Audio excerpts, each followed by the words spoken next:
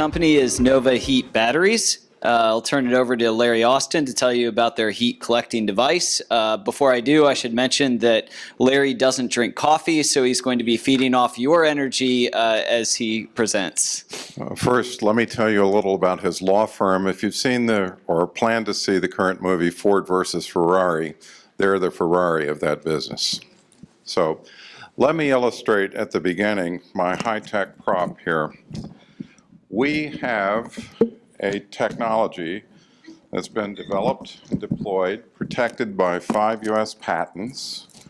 It's in use in Europe right now with the Ministry of Defense of a major Western ally.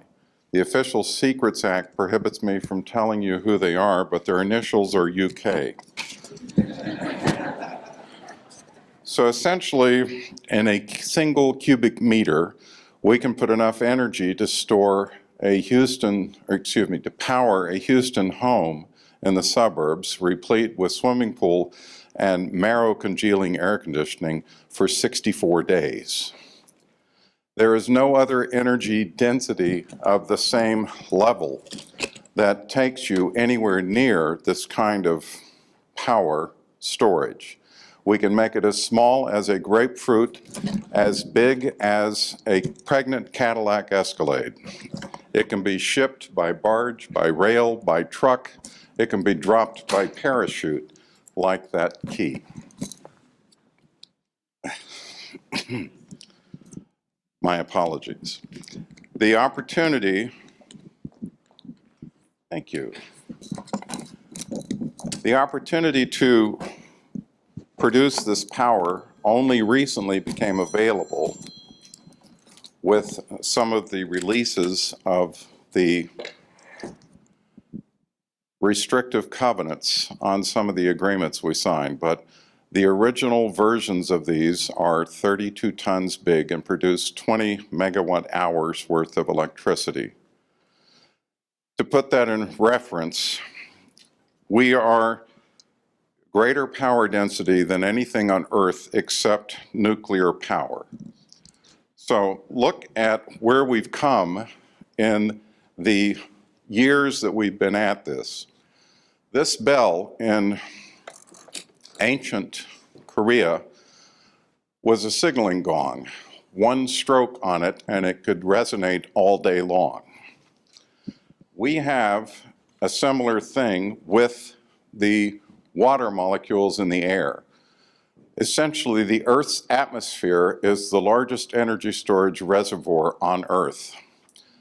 Those bells have the opportunity to behave like the water molecules in the atmosphere.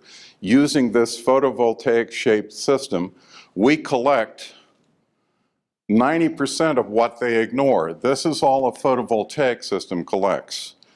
We are in a position of storing it the same way the Earth stores it, and a lot of people say, what good is heat? Well, the answer is 60% of all electricity is used to adjust the temperature of something. Heating, cooling, water, or the opportunity to have your air conditioner running. Only 37% goes to what you think of as conventional electronics, like running your computer.